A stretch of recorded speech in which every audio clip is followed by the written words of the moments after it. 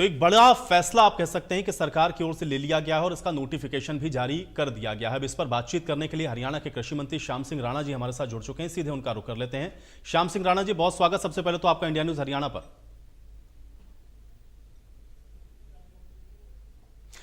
श्याम सिंह राणा जी, आपसे मैं जानना चाह रहा हूं, चूंकि एक बड़ा फैसला है। एक तो 24 फसलें आप लोगों ने पहले कहा कि एमएसपी इसकी देंगे, किसानों को इसकी गारंटी देंगे, और अब उसका नोटिफिकेशन भी जारी कर दिया गया है। इस निर्णय को कैसे देखा जाए और ये जो नोटिफिकेशन जारी हुआ है, कितना लाभ इसका किसानों को मिलेगा? हमारे प्रदेश में 24 फसलें पहले से ही खरीदी जा रही है एमएसपी पे। किसान भाइयों का कहना यह था भी हमारे को गारंटी दो जी। हमने नोटिफिकेशन करके गारंटी दे दी किसान भाइयों को, सबको। हरियाणा प्रदेश उसी एमएसपी खरीद रही है जो सेंट्रल गवर्नमेंट तय करती है। और हरियाणा पंजाब का 121 लाख मीट्रिक टन अनाज खरीदती है साल में जी, और जिसमें 50 लाख मीट्रिक टन हरियाणा का और 71 लाख मीट्रिक टन है पंजाब का। ये 45% बनता है टोटल जो पूरे भारत में जो खरीदा जाता है, राष्ट्रीय पूल में जो अनाज खरीदती है सरकार। और इसमें सबसे ज्यादा पैसा पंजाब को ही मिलता है जी। और हरियाणा के प्रदेश के मुख्यमंत्री जी ने जो एमएसपी तय किया सेंट्रल गवर्नमेंट ने, उसकी गारंटी दे दी, उसका नोटिफिकेशन कर दिया। किसान भाइयों को कह दिया हम 100% एमएसपी पे खरीदेंगे। ये हरियाणा प्रदेश का मुख्यमंत्री जी ने अपना काम किसान भाइयों की मांग को पूरा कर दिया। तो ये बड़ी खुशी की बात है, किसान हमारे खुश है इस बात से। नहीं, बिल्कुल जाहिर है श्याम सिंह राणा जी, जो कि एक बड़ा फैसला आप लोगों ने किया, और जो बात आप लोग कह रहे थे उसको अब आप लोगों ने अगर नोटिफिकेशन के जरिए भी, चूंकि लोग ये कह रहे थे कि भाई अब इसको रिटर्न में हमारे लिए होना चाहिए, तो आप तो नोटिफिकेशन जारी कर चुके हैं। लेकिन ये संदेश किसानों के लिए भी है और साथ ही साथ और राज्यों के लिए भी है। क्या हरियाणा एक नजीर पेश कर रहा है? कम से कम वो राज्य जो किसानों के हित की बात तो करते हैं लेकिन उनके लिए इस तरह की व्यवस्था नहीं जो कि हरियाणा कर रहा है, क्या उनको सीखने की जरूरत है? श्याम सिंह राणा जी, देखिए, मैंने पहले भी 1-2 बार पत्रकार साथियों से बातचीत करते हुए बात कही थी, भाई हरियाणा प्रदेश से प्रेरणा ले लें।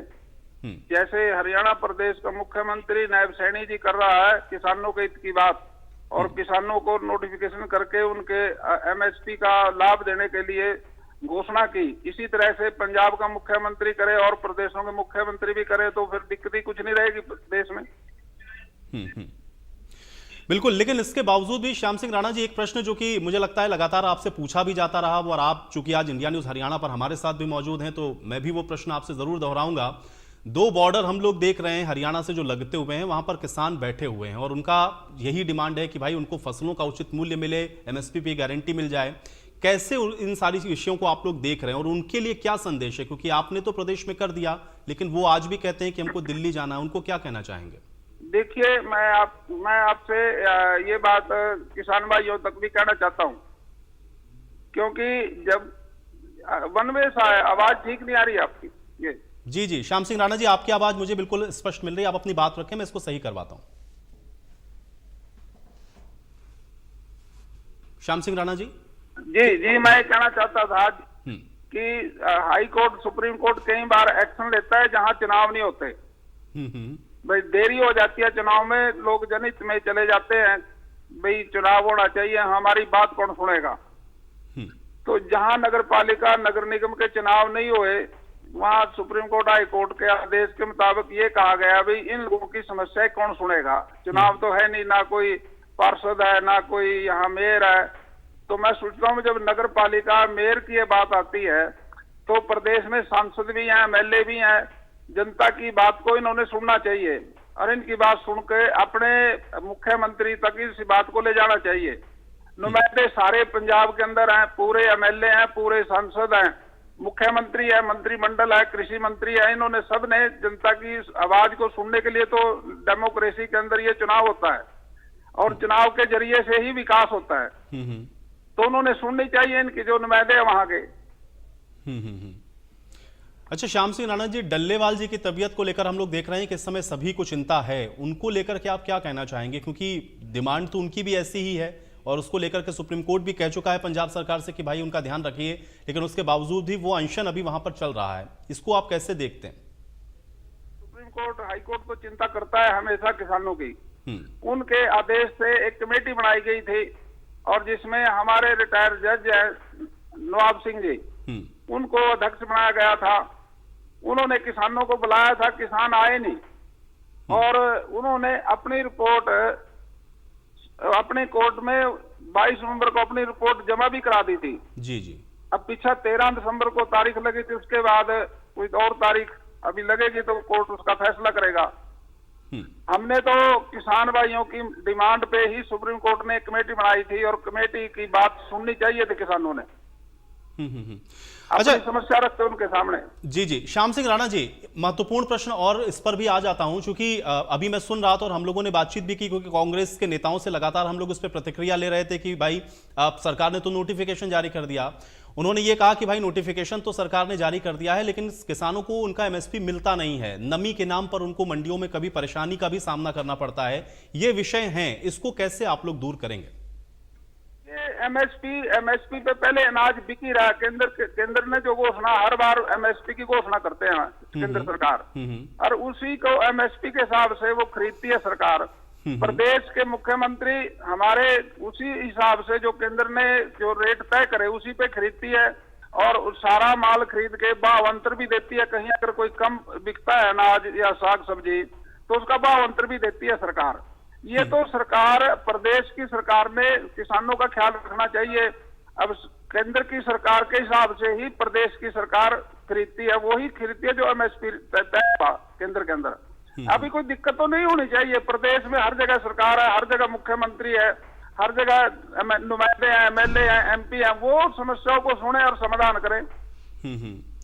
देखिए श्याम सिंह राणा जी, चूंकि आपके ऊपर एक बड़ी जिम्मेदारी है, आप एक महत्वपूर्ण विभाग चूंकि कृषि मंत्रालय को आप प्रदेश के अंदर देख रहे हैं, जब आप ये कहते हैं कि आप किसान को सबसे ज्यादा एमएसपी दे रहे हैं, अब तो 24 फसल की आपने उनको गारंटी दे दी, दूसरा आप ये भी कहते हैं आप सबसे ज्यादा उनको मुआवजा दे रहे हैं, आप उनकी आय को बढ़ाने के भी लगातार प्रयास कर रहे हैं, बहुत सारी योजनाएं किसानों के लिए आप लोग चला रहे हैं, चाहे सेंटर के तरफ से हो या राज्य सरकार की ओर से हो, फिर क्या कारण हो जाता है कि हम लोग बार बार देखते हैं कि हरियाणा के इर्द गिर्द इस तरीके से ये किसान का आंदोलन या प्रदर्शन, परेशान किसान की वजह से फिर हम लोग देखते हैं कि हरियाणा वासियों को भी होना पड़ता है?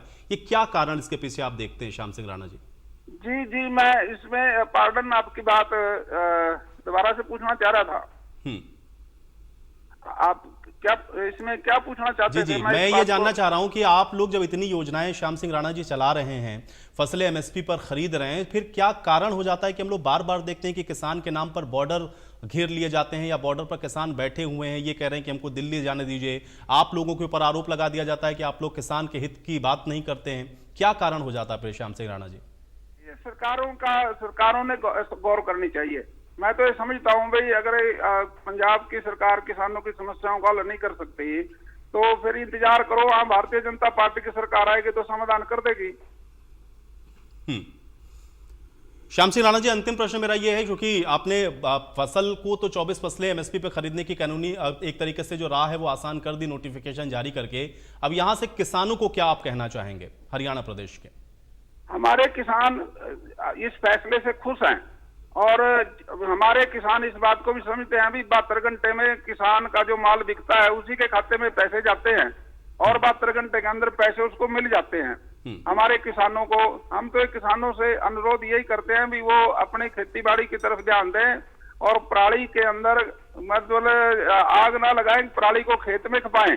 और मैं समझता हूँ खेत को आत्मनिर्भर बनाए, खेत में अनाज तो ले लें लेकिन वेस्टेज ना लें, जो फसल का वेस्टेज है वो अपने खेत में ही खपाए ताकि उसकी ताकत बनी रहे खेत की, और यूरिया और डीएपी कम यूज हो जिससे हमारी फसल में भी कोई फर्क नहीं पड़ेगा। मैं किसान भाइयों से अनुरोध करता हूं, हरियाणा प्रदेश के सभी देशवासियों से, भाई पराली के अंदर आग ना लगाए खेत के अंदर, क्योंकि ताकत कम हो जाती है उससे।